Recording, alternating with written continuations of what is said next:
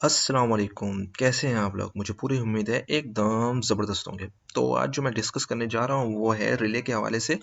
और रिले देखेंगे ऑटोमोबाइल के अंदर किस टाइप की होती हैं, इनकी क्या डिज़ाइनिंग होती है और उसको हम स्टडी करेंगे कि किस तरीके से वायरिंग डायग्राम के बगैर, जी हाँ, वायरिंग डायग्राम के बगैर हम किस तरीके से एनालाइज़ करेंगे कि हमारी गाड़ी में क्या मसले हो सकते हैं। जैसे कि मैं स्टार्ट करके देख रहा हूँ, ये स्टार्टिंग में प्रॉब्लम आ रहा है और स्टार्टिंग बिल्कुल भी नहीं हो रही, लेकिन चेक लाइट बिल्कुल होगी गाड़ी के अंदर। चेक लाइट से ये अंदाज़ा होगा कि सेल्फ नहीं ले रही गाड़ी में, सेल्फ सिस्टम काम नहीं कर रहा। तो यहाँ मैं देखता हूँ रिले ब्लॉक्स के अंदर कि ये रिले ब्लॉक मैंने खोला और इसमें से मैंने स्टार्टर से रिलेटेड रिले ढूंढ रहा हूँ। तो ये मुझे नज़र आ रहा है जैसे कि एस टी कट में जो है ना हम जाएंगे और एस टी कट को रिमूव करेंगे। तो जब हम एस टी कट की तरफ जा रहे हैं और ये देखें जैसे कि ये मुझे मिल गई एस टी कट। इसके अलावा और भी बहुत सारी रिले यहाँ पर लगी हुई हैं, लेकिन जो मुझे जो है ना एस टी कट ढूंढनी है और ये रिले मुझे यहाँ फाइंड आउट हो गई। अब इस रिले में से जो मैं ये निकालूंगा रिले और इसको देखूंगा कि ये क्यों नहीं काम कर रही। और इसके अलावा मैं ये भी चेक कर सकता हूँ कि इसमें जो है इनपुट आउटपुट जो रिले को मिल रहा है वो प्रॉपर है या नहीं। तो मुझे सिर्फ उसके लिए मल्टीमीटर चाहिए होगा और उसी मल्टीमीटर के ज़रिए मैं ये आइडिया लगा लूँगा कि रिले प्रॉपर काम कर रही है या नहीं कर रही। तो यहाँ पर मुझे कोई वायरिंग डायग्राम नहीं चाहिए, सिर्फ मुझे थोड़ी सी स्किल्स चाहिए और इसी स्किल्स के बिहाफ पर मैं जो है सब चीज़ें को डायग्नोज कर लूँगा और पता लगा लूँगा इसमें क्या प्रॉब्लम्स हैं।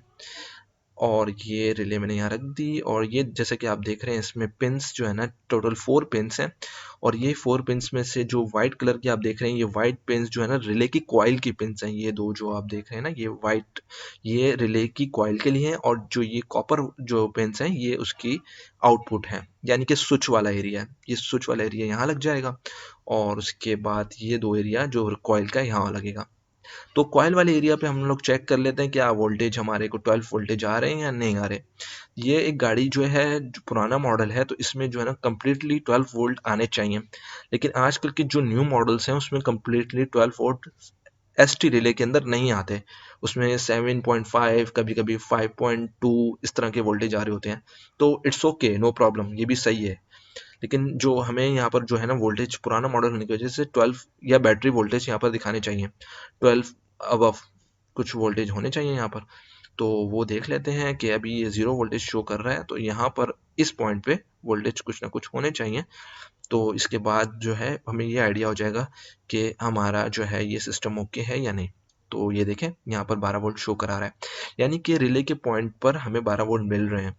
तो इसका मतलब है यहाँ पर रिले को एक्टिवेट होना चाहिए। जब हम इसको जो है वो क्रैंक करें तो कॉइल पर 12 वोल्ट आ रहे हैं, तो ये जो है नॉर्मली एक्टिवेट होनी चाहिए। ये देखें।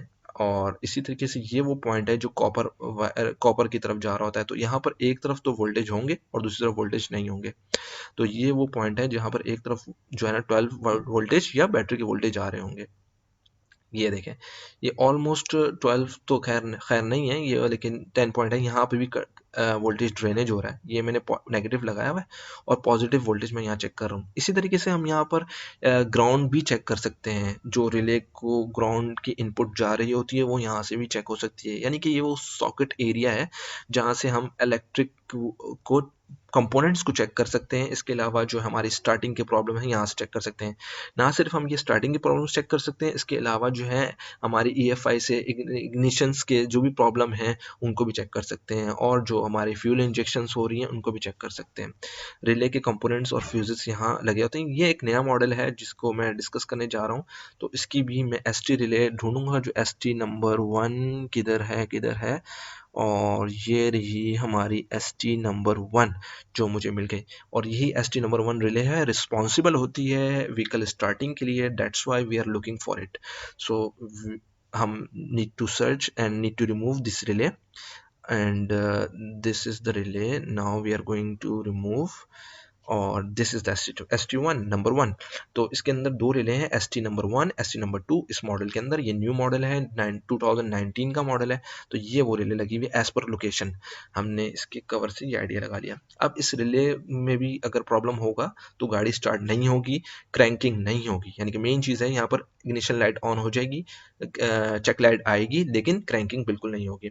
और ये हमारा जो है रिले इंटीग्रेशन क्या है, यानी रिले इंटीग्रेशन ब्लॉक है, इसके अंदर मल्टीपल रिलेज होती हैं इस ब्लॉक के अंदर, यानी कि जब हम वायरिंग डायग्राम देखेंगे तो इसमें ये चीज़ हम यूज़ करेंगे, लेकिन फिलहाल हम वायरिंग डायग्राम यूज़ नहीं कर रहे, हमें विदाउट वायरिंग डायग्राम के ही डायग्नोस करना है। चलें मल्टीमीटर लेकर आते हैं और इसको चेक कर लेते हैं।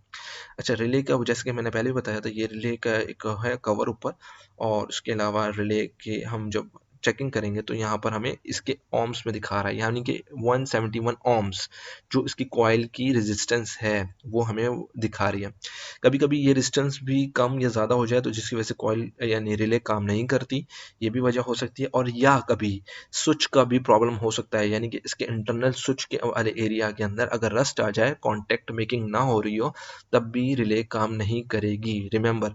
और इसमें एक चीज़ होती है इसकी साउंड नॉइज़ जो टिक टिक करके होती है। इसके अलावा यहाँ मैं वोल्टेज चेक कर रहा हूँ, देखें यहाँ पर मुझे जो वोल्टेज मिल रहे हैं इसके सॉकेट एरिया में वो 7.3 ही मिल रहे हैं, यानी 7.3 वोल्ट मिलने का मतलब ये है कि इस रिले का जंक्शन कनेक्टर के साथ लिंक है, यानी कि यहाँ पर 17.3 वोल्टेज आ रहे हैं। तो ये हाँ 17.3 पे ही 7.3 पे ही ऑपरेट तो नहीं होगी, लेकिन इस पर जो है ना मल्टीपल लिंक्स होने की वजह से 7.3 वोल्ट ओके हैं। तो इसका दूसरा पॉइंट भी देख लेते हैं जहाँ पर इसमें 0 वोल्ट आ रहे हैं। जैसे कि मैं पहले बताया हूँ, कॉइल वाली साइड पे एक तरफ तो वोल्टेज आ रहे होंगे, दूसरी साइड पे वोल्टेज नहीं आ रहे होंगे, क्योंकि एक साइड पे वोल्टेज होते हैं, दूसरी साइड पे ग्राउंड होता है, तो इसी तरीके से इसका सर्किट कंप्लीट होता है। तो दूसरी तरफ अगर हम ये देख लें कि ग्राउंड वाली एरिया कौन सा है, और ग्राउंड वाले एरिया में जो है वो क्या हो रहा है, और दूसरी तरफ कॉपर वाला एरिया भी 12 वोल्टेज बैटरी के पूरे पूरे वोल्टेज आ रहे हैं जो उसने स्विच मिलने के बाद आगे आगे सप्लाई करने हैं। तो ये वो जगह है जहाँ पर पूरे बैटरी वोल्टेज आ रहे हैं 12.4। तो इसके बाद जो है जो हम देखेंगे, ये एरियाज का मतलब है जो हमें वोल्टेज दिखा रहा है बिल्कुल नॉर्मल है, यानी हमारे को जो रिले को सप्लाई जा रही है वो बिल्कुल नॉर्मल है। जैसे कि मैं दूसरी तरफ लगाया हूँ तो यहाँ पर कोई वोल्टेज नहीं आ रहे। जैसे कि मैंने पहले बता चुका हूँ, इसी तरीके से जो स्विच वाला एरिया है उसमें एक तरफ वोल्टेज आ रहे होंगे, दूसरी तरफ वोल्टेज नहीं आ रहे होंगे, दो पिनें होती हैं स्विच की। यहाँ पर हम रिले को डिस्कस कर लेते हैं। ये देखें, रिले के अंदर दो कॉपर वाले पॉइंट्स हैं जो मैं पहले बता चुका हूँ, जो स्विचिंग पॉइंट्स होते हैं, और दो ये जो सिल्वर कलर के दो पॉइंट्स हैं ये होते हैं रिले के कॉइल के पॉइंट्स, यानी कि इसमें एक तरफ 12 वोल्ट आएगा, दूसरी तरफ ग्राउंड होगा, और इसी तरीके से दूसरे में भी कॉपर वाली साइड पे भी एक तरफ जो है वो 12 वोल्ट होंगे जो कि स्विच के ज़रिए आगे पास हो जाएंगे। तो ये एरिया तकरीबन स्विचिंग वाला हो गया, और इसके साथ साथ ये स्विच करवाता है, और इसी तरीके में एक में 12 वोल्ट होंगे, और इसी तरीके से ये वाला ऊपर नीचे कॉइल वाला हो गया। और रिले को चेक करने के लिए भी जैसे हम देख चुके हैं 171 ohms जो थी इसकी जो है और रेजिस्टेंस थी, वो हम सिल्वर वाले एरिया में टच करके देखेंगे। और ये पॉइंट्स आप देख रहे हैं, यहाँ पर पॉइंट है जो कि मेकिंग और ब्रेकिंग करेगा यहाँ पर। तो ये अमूमन रिले होती है, इस पे ऐसी कॉइल लगी होती है, और यही इसका सब कुछ सिस्टम है। तो अब तक के लिए इतना ही, इंशाल्लाह मिलते हैं नेक्स्ट वीडियो में, तब तक के लिए अस्सलाम वालेकुम।